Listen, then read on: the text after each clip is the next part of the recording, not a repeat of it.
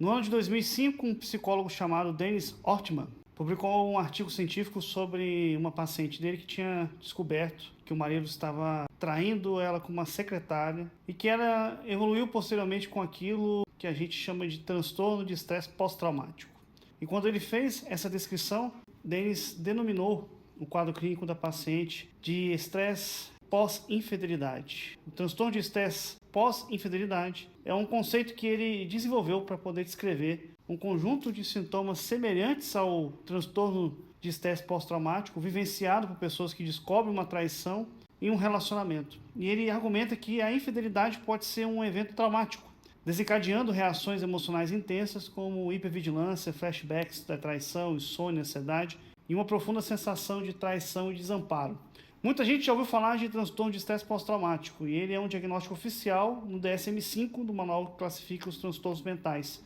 Já o transtorno de estresse pós-infidelidade não é um diagnóstico formal, mas é uma forma útil de entender o que você pode estar passando depois de uma traição. E é sobre isso que eu vou falar aqui agora nesse vídeo, que é muito interessante, é um assunto totalmente novo aqui no meu canal. Meu nome é Anderson Contaifer, sou médico especialista em clínica médica e eu trabalho ajudando vítimas de relacionamentos abusivos a superar os efeitos do trauma no corpo e na mente. Os sintomas do transtorno de estresse pós-traumático e do transtorno de estresse pós-infidelidade são muito parecidos.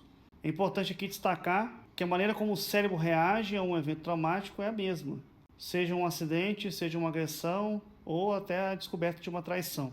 A intensidade que vai poder variar, mas a resposta emocional a um trauma segue um padrão. Um dos primeiros sintomas que podemos perceber, que podemos notar, é a ruminação. Isso significa que certos pensamentos ficam presos na sua cabeça e se repetem sem parar. E algumas pessoas não conseguem parar de reviver o momento em que descobriram a traição. Ficam analisando cada detalhe, ficam tentando entender o que deixaram passar. Outras tentam se apegar às lembranças boas, ficam romantizando a relação, ignorando o que aconteceu. E nos dois casos isso é muito prejudicial. Quando a mente ela entra nesse ciclo de pensamentos repetitivos, nós podemos tentar interromper esse padrão. E nesse sentido, a técnica de parada de pensamento pode ajudar. Basicamente, quando você percebe que você está ruminando, você deve dizer assim: não, eu não vou mais pensar nisso agora. Em vez disso, eu vou ficar pensando em outra coisa. Mas não basta apenas dizer que não quer pensar nisso, né? Se você não substituir o pensamento por outro, ele vai voltar. Mais para frente, nós vamos falar sobre como o sono interfere nisso. Mas já vou adiantando aqui que quando você não dorme bem, controlar esses pensamentos se torna ainda mais difícil, tá? Se perceber que você está ruminando e não consegue parar de ruminar, tente entender isso com um pouco mais de compaixão. O seu cérebro está tentando proteger você e ele quer garantir que você não seja pego ou pega aqui novamente de surpresa. Ou talvez ele esteja tentando organizar essa lembrança porque ela não faz sentido dentro da visão que você tinha sobre aquela pessoa ou sobre aquele relacionamento. Outra técnica que pode ajudar nesse processo aqui é o registro de pensamentos. Quando você começa a ruminar, escreve o que você está pensando. No começo, fazer muito isso aqui. Então você pode estar se perguntando assim: o que eu estou tentando entender aqui? Que conclusão que eu estou tirando disso? Agora, se tratar de pensamento do tipo assim, se essa pessoa me traiu, significa que eu não sou digno de amor. A gente pensa nisso às vezes, né? Esse tipo de pensamento ele precisa de ser reestruturado, que ele é extremo, né? E não corresponde à realidade. Outro sintoma muito comum são as memórias intrusivas, que são parecidas com a ruminação, mas um pouco diferentes, tá? As memórias intrusivas, elas podem aparecer na forma de flashbacks ou de pesadelos. Enquanto que a ruminação é aquele ciclo repetitivo de pensamento, as memórias intrusivas surgem de repente, sem aviso nenhum. E a estratégia da parada de pensamento também pode ser útil aqui. Se uma lembrança dolorosa ela surgir do nada, tente mudar o foco de forma consciente. Você pode até imaginar que você está segurando um controle remoto e trocando de canal para poder fazer algo diferente dentro da sua cabeça. Se essas lembranças aparecem principalmente à noite, interrompendo o seu sono, pode ser útil você utilizar imagens guiadas para poder dormir. Isso significa focar a sua atenção em algo que faça você se sentir em segurança, para que a sua mente não vá automaticamente para essas memórias ruins. Se por acaso você acordar no meio da noite depois de um pesadelo, tente redirecionar os seus pensamentos para algo que traga segurança, como a lembrança de um momento em que você se sentiu em proteção ou sendo acolhido. Pode ser a memória de alguém que sempre te deu apoio, como por exemplo um amigo, um parente, um pai, mãe, não sei. A dormência e desregulação emocional também são sintomas comuns, tanto do transtorno de estresse pós-traumático como do transtorno de estresse pós-infidelidade. Às vezes, quando você passa por um trauma emocional ou até mesmo físico, o seu sistema de defesa entra em ação e simplesmente ele bloqueia tudo. E você para de sentir. E é como se criasse um muro entre você e aquela dor, porque a avalanche emocional é grande demais para poder lidar de uma vez só. E isso faz sentido, né? Seu cérebro ele tenta te proteger. Então ele ergue essa barreira para impedir que o impacto te atinja lá de forma insuportável. Mas o outro lado disso é a desregulação. E quando alguma coisa atravessa essa barreira e a avalanche emocional finalmente desaba, a resposta pode ser desproporcional até intensa demais. Pessoas que passaram por traumas, especialmente traumas prolongados, elas podem passar boa parte do tempo se sentindo anestesiadas, sem grandes emoções. Mas quando algo significativo atravessa essa barreira, a reação pode ser desproporcional. E é como se todo aquele acúmulo de sentimentos reprimidos explodisse de uma vez só. Eu já falei isso aqui em outros vídeos do meu canal, mas é como se fosse um tsunami de neurotransmissores do estresse. Quando vem, ele é opressor, é avassalador. O seu corpo entra no modo de luta ou fuga, porque ele reconhece que já foi ferido e agora ele precisa de se proteger a qualquer custo. Isso significa que qualquer outro fator de estresse pode ser interpretado aqui como um perigo real, fazendo com que o seu sistema de defesa reaja ainda mais forte. O primeiro passo aqui é reconhecer que tanto a dormência quanto a desregulação são reações fisiológicas ao trauma. O seu corpo está tentando te manter em segurança, e se você sente que está emocionalmente anestesiado agora, algumas técnicas de aterramento podem te ajudar. Concentrar-se no presente, perguntar assim para si mesmo: o que os meus pés estão sentindo agora no chão? Ou o que eu sinto ao esfregar as mãos aqui uma na outra? Pequenas coisas assim ajudam a trazer a atenção de volta para o corpo, para aquele momento presente. Outra técnica é observar ao redor e listar aqui 5 coisas que você vê, 4 que você ouve, 3 que você sente, 2 que você está cheirando. Isso pode ajudar a recuperar um pouco da conexão com o ambiente que você está agora, diminuir a sensação de desligamento emocional. Você diminui essa sensação de desligamento. Agora, se você sente que você está em desregulação, e sente raiva, tristeza intensa, sem conseguir controlar, tente não se julgar. Se irritar consigo só vai aumentar o estresse. Em vez disso, reconheça que a sua mente e o seu corpo estão reagindo a um trauma e eles estão tentando te proteger. E a pergunta que você pode se fazer nesses momentos é: o que eu posso fazer agora para me sentir mais em segurança e mais no controle dessa situação? A evitação também é outro sintoma comum, tanto no transtorno de estresse pós-traumático como no transtorno de estresse pós-infidelidade. Talvez você esteja se perguntando aqui: espera aí, evitação não faz parte da estratégia de recuperação também? Mas há uma diferença entre evitar algo porque você precisa de um tempo para poder processar e evitar porque o ponto disso começa até a te limitar. Depois de uma traição, é natural você evitar alguns lugares, situações que tragam lembranças dolorosas. Normal. Talvez você não queira voltar aos mesmos restaurantes onde você ficou com aquela pessoa no passado. Mas será que você quer evitar esse lugar para todo sempre? Talvez sim, talvez não, né? O que importa é se perguntar: isso é algo essencial na minha vida? Vale a pena eu enfrentar o desconforto para poder recuperar isso de um lugar que eu gosto? Algumas coisas simplesmente não valem o esforço, você sabe disso. Se um lugar específico não tem importância para você, talvez, né, não faça sentido insistir em voltar lá. Mas outras coisas podem ser muito importantes, como atividades ou relacionamentos que antes faziam bem para você. E se, por exemplo, você adorava fazer trilha, mas isso virou um gatilho porque era uma atividade frequentemente que você fazia com o seu ex ou com a sua ex, faz sentido evitar para sempre? Eu acho que talvez não. Ou então, em algum momento, seria interessante resgatar parte da sua vida que você tinha antes dessa pessoa? Bem, não sei. Se for o caso, é possível trabalhar isso de forma gradual, com a chamada dessensibilização sistemática. Com a ajuda de uma pessoa que é profissional, um terapeuta, você pode começar a se reaproximar daquilo que você estava evitando, aprendendo a lidar com o desconforto até que ele perca a intensidade. Se você sente reações intensas quando você tenta retomar certas atividades, esse pode ser um caminho para poder diminuir o impacto emocional. Agora, falando sobre a ansiedade de abandono, que é muito comum também após uma traição, no transtorno de estresse pós-traumático, a ansiedade costuma ser mais generalizada, mas no transtorno de estresse pós-infidelidade, ela está muito ligada ao medo de ser traído ou traída novamente. Você pode se perguntar assim: e se eu entrar em outro relacionamento e for traído de novo, né? Vou tomar chifre de novo aqui. A melhor forma de lidar com isso é refletindo sobre o que essa experiência te ensinou, né? Não no sentido da culpa, claro, né? Mas no aprendizado. O que você aprendeu depois que, olhando para trás, pense que poderia ter prestado mais atenção? O que você queria fazer diferente numa próxima vez? É importante lembrar que os comportamentos, eles são apenas isso, né? São comportamentos. E se uma pessoa no passado foi fria e distante antes de trair você, isso não significa que qualquer pessoa que seja assim vai trair você também. Pode ser um sinal de alerta? Pode, né? Mas pode ser também um reflexo de algo completamente diferente. E aí que entra algo essencial, né? Não transformar o seu novo relacionamento em refém dos erros do passado. Se você percebe algo que te incomoda, ao invés de já assumir que a história vai se repetir, investigue. Veja se há de fato um padrão que aconteceu ou se é só apenas insegurança projetada na nova relação. Também é essencial você olhar para os impactos que a traição teve na sua autoestima. Como que isso afetou a sua forma como você se vê? O que mudou na maneira como você enxerga o seu valor? A autoestima é a forma como você se enxerga, como você se sente em relação ao seu próprio valor. A sua capacidade de ser amado, a sua autoconfiança em si e no mundo ao seu redor. E depois de uma traição, é muito comum que a autoestima fique mesmo abalada. A sensação de rejeição pode fazer você questionar o seu próprio valor. Mas para poder lidar com a ansiedade de abandono de traição, você precisa reconstruir a sua autoestima. Você precisa voltar a sentir que você merece alguma coisa melhor do que você tinha ali. A pessoa estava te traindo, você não merecia algo assim. Então a opinião dos outros não define seu valor, né? Algumas pessoas vão gostar mais de você, outras não vão. E tá tudo bem.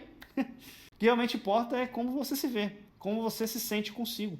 Outro ponto aqui importante é construir um sistema de apoio. Quando um relacionamento termina por causa de traição, é muito comum você sentir que você perdeu tudo, você perdeu até seus amigos. Mas se você tem pessoas ao seu redor que dão esse suporte emocional, a queda não é tão brusca. Você não fica sem chão assim.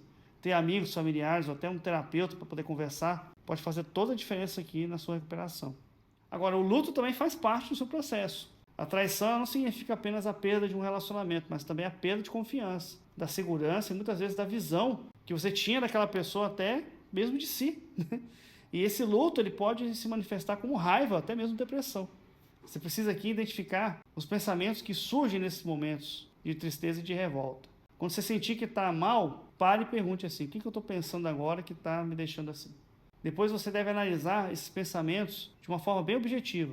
Eles são baseados em fatos ou são baseados em suposições? Você tem certeza do que você está sentindo ou você está apenas assumindo algo que é verdade sem provas? E aqui entra também um ponto essencial, que é a comunicação. Ao invés de apenas presumir que alguém está agindo de uma determinada maneira ou que uma situação significa algo específico, você deve conversar sobre isso. Se você estiver desconfiado, se algo estiver te incomodando, pergunte. Não fique apenas aqui dentro da sua cabeça criando cenários, tirando aqui conclusões precipitadas. Agora, quando a sua raiva for legítima, o que você deve fazer com ela? Apenas sentir raiva não muda nada. Se alguém te tratou mal, te traiu, te desrespeitou, ficar remoendo isso não vai trazer segurança. Como que você pode canalizar essa raiva para poder agir a seu favor? A raiva é uma resposta biológica que libera energia no corpo para que você possa tomar uma atitude. Ela não foi feita para ser acumulada ou reprimida. O propósito dela é te fazer agir. E se alguém te traiu, a melhor forma de usar essa energia é definir o que você pode fazer para não se colocar naquela posição de novo, seja estabelecendo limites mais claros, seja se afastando de quem não merece a sua própria confiança. O isolamento também pode ser uma resposta comum no trauma. E algumas pessoas se afastam porque sentem vergonha. Outras porque simplesmente não aguentam ouvir comentários ou lidar com os olhares de pena. Tem também aquelas que entram em sobrecarga emocional, onde tudo parece pesado demais. Preferem se isolar para não ter que lidar com mais ninguém. E tem ainda o isolamento por pessimismo e negatividade. E depois de uma traição, algumas pessoas começam a enxergar o mundo com outros olhos. Perdem a fé nos relacionamentos. Começam a acreditar que ninguém vale a pena, que não podem mais confiar em ninguém. E acabam se fechando aqui para novas conexões. O problema do isolamento é que, a longo prazo, ele não cura nada.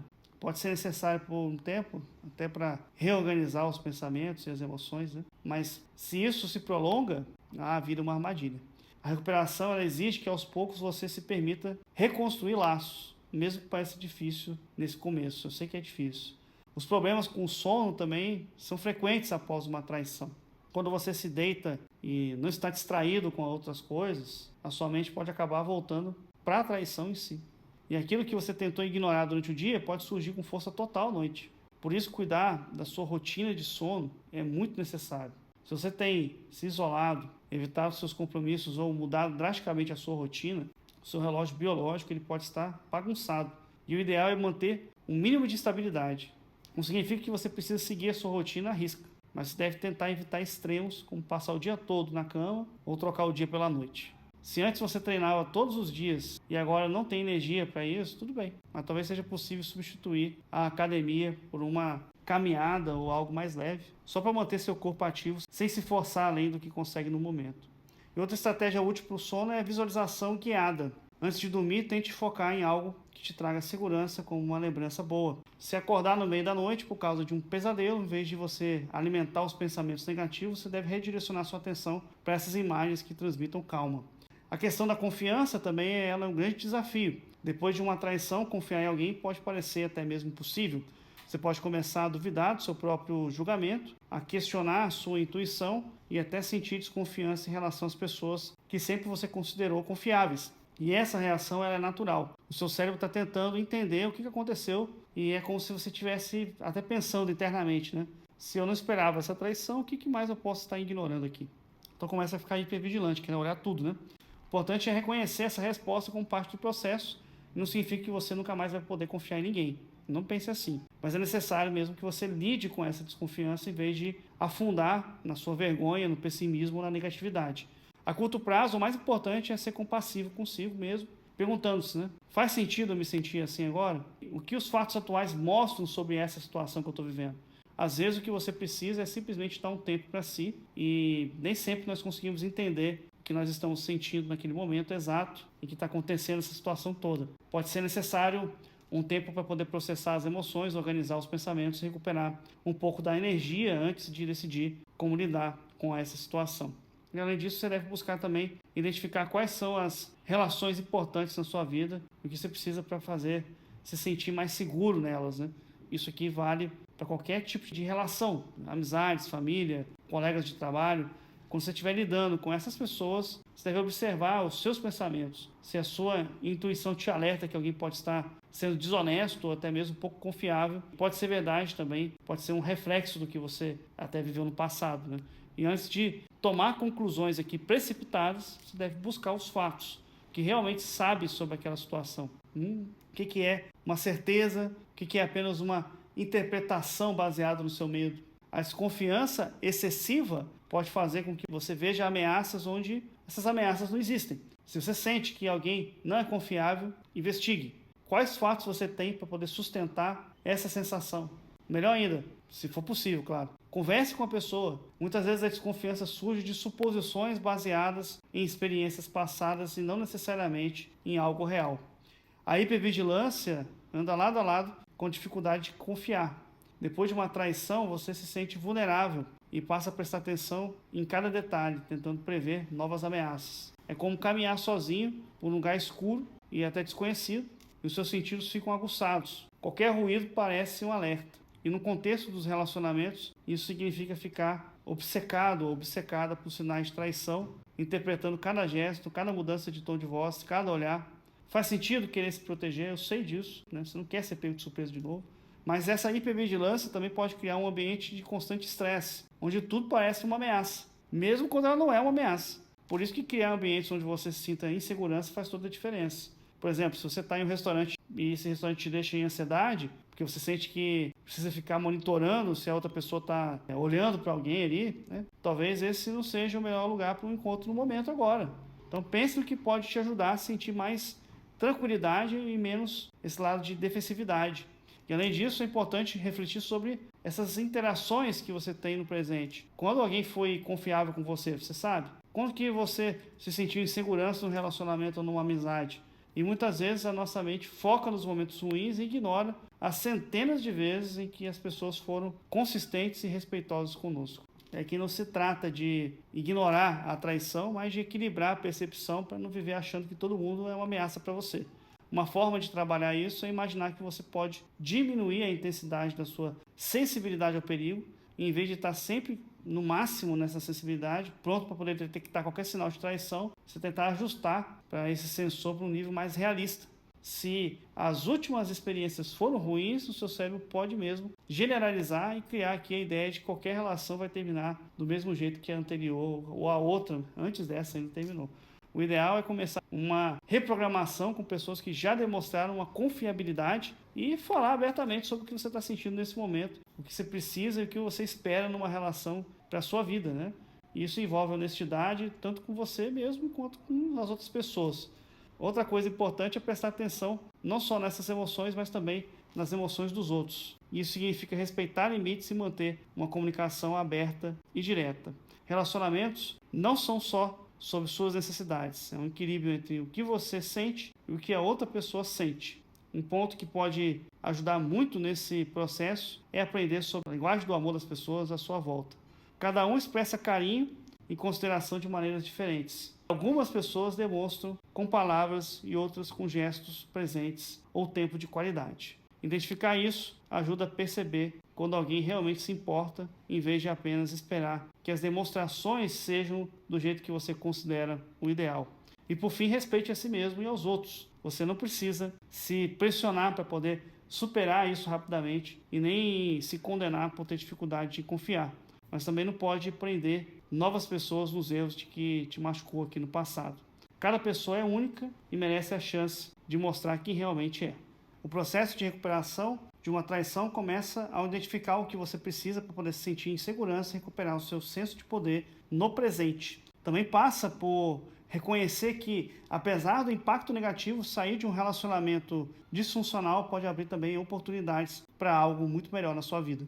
E além disso, questionar os pensamentos destrutivos que surgem depois da traição vai te ajudar sim a evitar que eles te prendam no ciclo de dor e também de desconfiança. Trabalhar para poder transformar esses pensamentos em algo mais realista e menos autodestrutivo será um passo muito necessário aqui para poder voltar a sentir segurança novamente. Eu sou a prova viva disso, que dá muito certo. Trabalhar essas questões é muito importante, pois quando nós estamos numa prisão, nessas respostas traumáticas, não conseguimos agir com o nosso melhor eu. Em vez disso, nós reagimos com o nosso eu ferido e sem cura nós podemos acabar machucando as pessoas que estão ao nosso redor ou até mesmo perpetuando o ciclo de sofrimento. Por isso, trabalhar para poder curar essas feridas profundas é essencial para poder retomar o controle da sua vida. E caso contrário, mesmo longe dessa pessoa narcisista, você pode continuar numa prisão às consequências desse abuso, que é algo muito grave. Como médico e alguém que também já passou por isso, eu busco oferecer um cuidado atencioso a todos que me procuram para poder se consultar comigo. E durante as consultas particulares, nós podemos tratar de problemas como a ansiedade, a depressão, sintomas de transtorno de estresse pós-traumático e pós-infidelidade, insônia e distúrbios do sono, dores crônicas e tensão muscular, problemas digestivos e fadiga constante e outros problemas que podem estar afetando o seu dia a dia, o seu bem-estar. Você vai ter total sigilo, um ambiente seguro. Nós vamos fazer essa consulta pela Doctoralia, que é uma plataforma que já tem muitos e muitos anos aqui no nosso meio médico. Nós vamos discutir sintomas de forma aberta, orientação médica precisa para recuperar a sua saúde. Se você precisar de apoio especializado, então, para recuperar o seu bem-estar, você deve acessar o link que está aqui na descrição desse vídeo, digitar no seu navegador o endereço que aparece na sua tela e você vai poder agendar essa consulta comigo. Agora, se você gosta do formato de conteúdo de vídeo que eu apresento aqui no YouTube, você quer ter acesso a um método que é didático, que é organizado, que traz exercícios práticos e focados na sua recuperação, você deve então conhecer o meu programa Quebrando as Algemas. O programa Quebrando as Algemas ele foi desenvolvido especialmente para sobreviventes de relacionamentos com pessoas narcisistas e nele você vai encontrar técnicas de distanciamento emocional, técnicas para poder contornar a amnésia de abuso, exercícios para poder lidar com a culpa e com vergonha, orientações sobre como lidar com o abusador quando você tem um filho com essa pessoa e tantas outras ferramentas que vão ajudar você a reconstruir a sua identidade. Além das aulas, você vai ter acesso a transcrições em PDF para poder baixar, imprimir e revisar o conteúdo e um grupo de apoio com outras pessoas que vivenciaram o mesmo que você e já estão no processo mais avançado de cura. Para ter acesso a todo esse material, você deve clicar no link que está logo aqui abaixo na descrição desse vídeo. Antes de finalizar, eu tenho um recado para você. Você sabia que agora você pode também apoiar o meu trabalho aqui no YouTube? E fazendo isso, você vai ter alguns benefícios como acesso ao meu grupo de apoio, possibilidade de enviar sugestões de temas de vídeos, participar de lives exclusivas e até mesmo ter desconto nos meus produtos e atendimentos. Conheça o meu clube de membros, clicando logo aqui abaixo em Seja Membro.